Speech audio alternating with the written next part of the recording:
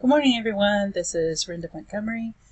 Today is Friday, August 14th. This training that I'm recording is in preparation for the in-service for Fossil and Fossil DLP, which takes place next Tuesday, August 18th. Welcome back. Hope you had a great summer. So what I'm going to show you in this video is a real quick overview of some of what you're going to be accomplishing today.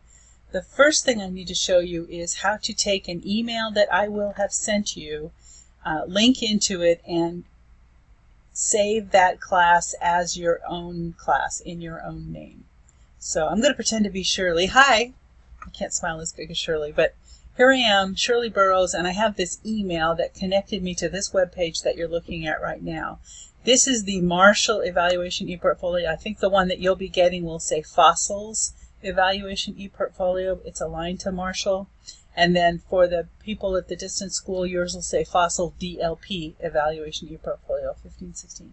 The issue here is that you've all been given access to this template, but you can't mess with it before you put it in your own name. So the first thing I'm going to have you do is go under Manage Class over here on the right, and then Save Class As. And now you're saving it as, here, a new class. And you want all the page content, and then you can choose from here. I would definitely add in the calendar events because I have pre-fed some calendars. The rest of the stuff will be inappropriate. It doesn't matter. I didn't do anything with those things. It's not a class. It's an ePortfolio, so I didn't make assignments or grade books or anything. And then I hit the next button. Now I have to change it, and we do this all the same way, so it makes it easier for evaluators to go find your current portfolio. So all we want you to do is put in your first name. Shirley's Evaluation ePortfolio 1516. Any longer than that and it won't fit. But we definitely want it just to go by your name. And then change the description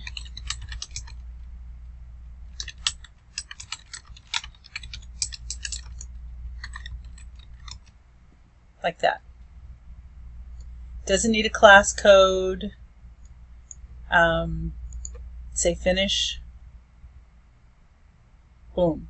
So that's the first thing. Now what I want you to notice is that you have no content. Don't freak out, because there's this little sign up here that shows up in mine, and I don't know if it'll happen for yours. Sorry, my phone's ringing. There's a little banner up here that basically says, hold on. Sorry. Okay, so you get this sometimes in Chrome I get this banner that says you need to refresh your page for the content to transfer over. But even if you don't have that, you can still refresh your page. Boom. And then all of the content that I preloaded in the template is already there. So now we're looking at, I'm Shirley, I'm looking at Shirley's Evaluation ePortfolio, and I want to see everything that's here. But before I do that, I want to manage my class roster. So I go up here under Manage Class and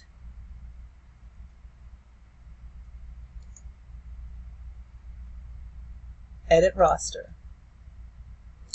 Now, we had this discussion previously. You can decide, and I'll explain it again. I need you to be able to add, if you're at the elementary, you need to add, actually K-12, you're going to need to add Brad in both schools. If you're at the high school, Fossil Wheeler High School, you need to add Jim Smith as well.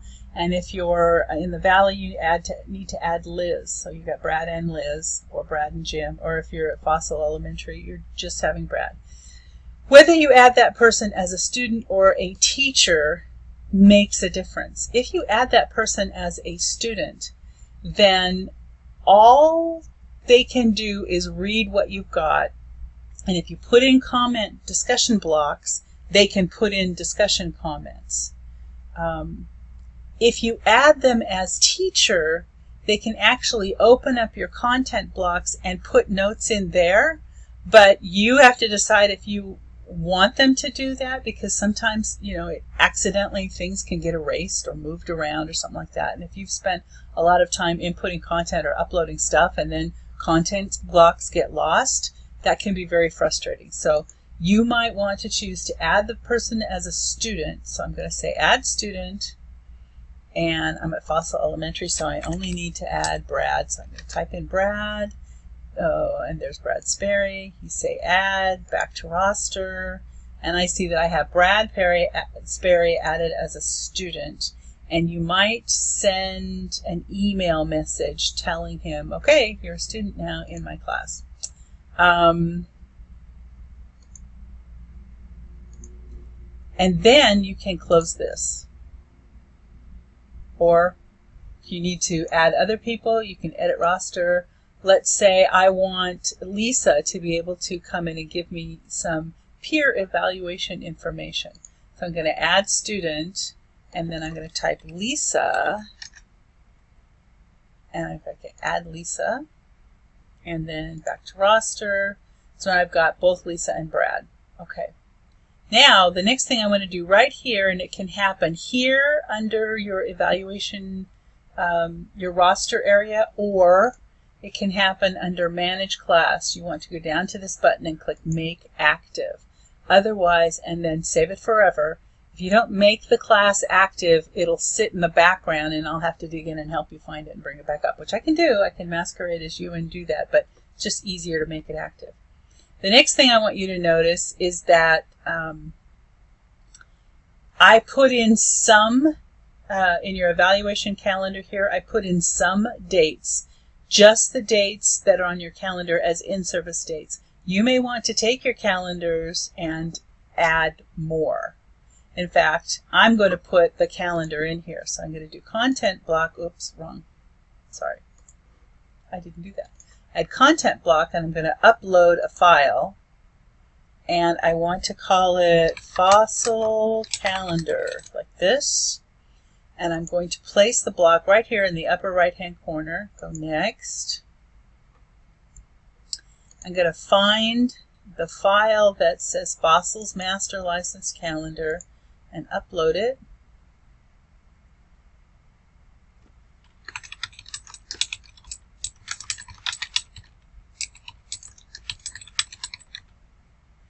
I hope the English teacher is laughing at me. And finish. And it will pop up right up here on top of my evaluation calendar.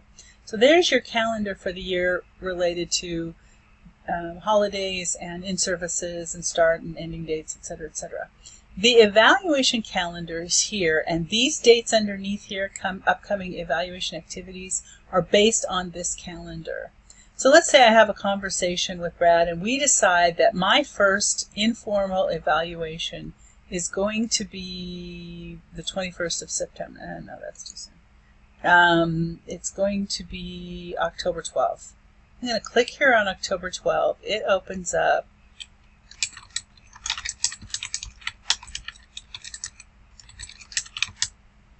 Okay, I put add, and then another piece comes up, and it can give me, I can put in a time. Let's say he's coming in at 9:35 to 10:15. No repeats. And you can put in writing workshop for your topic. Add that. Starting in time. Oh, AM. There we go. Oh, you have to go by half hours. Okay, I'll do that hour thing. There we go.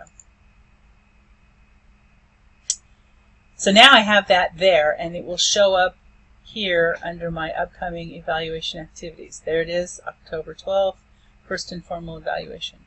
If I were you, if I were a teacher, I would ask that every time I know what my informal evaluation is, debrief, formal evaluation, debrief, when are my goals due, when is my mid-year review going to be due, when's my end of the year conference, when's my beginning of the year conference, all of that stuff I would want to put in this evaluation calendar. And then since you're going to be in here anyway, you might want to put other things for yourself in this calendar. You could use this, since it's your portfolio, you could use this for multiple things.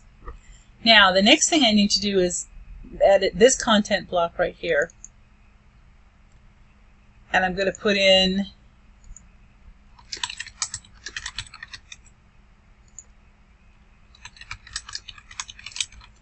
Rinda, you put a space between school and your colon. Goodness sakes.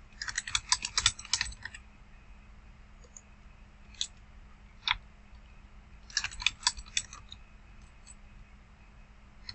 think you've got 1 to 3, right? Save. There. Okay.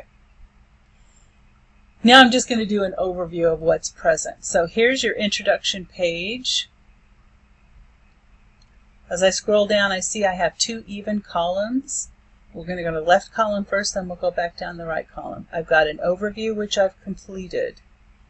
Here is the Oregon Matrix Model for Educator Summative Evaluations. This is what the state says has to be done based on Senate Bill 290. So I can go down through here and read what standards of practice are. Sorry about the misnumbering here. It does that automatically for some reason. I pulled it off the ODE webpage. The Oregon Matrix, again, I pulled off the ODE webpage. This is what we evaluate on levels 1, 2, 3, and 4, and 1, 2, 3, and 4. This is on student learning and growth, and this is your combined rating for your professional and practice and your professional responsibilities. So you put those two together, and how you land on here depends on that. So let's say for my personal practice, I got a level 3, and for student learning and growth, I got a 4. That's still putting me into the green area as collegial. Let's say I got a 4 in my professional practice and responsibilities, but my students only got a 2 in their learning and growth. But so it has to be decided if I'm facilitative or collegial. But the goal is you're trying to get up here to this facilitative area, the blue area, blue ribbon.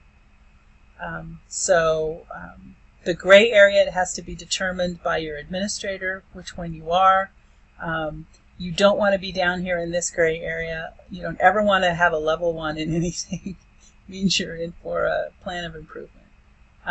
These gray areas up here, it means you could be one or the other. They're not sure. They're going to have to look at your student learning goals to determine that.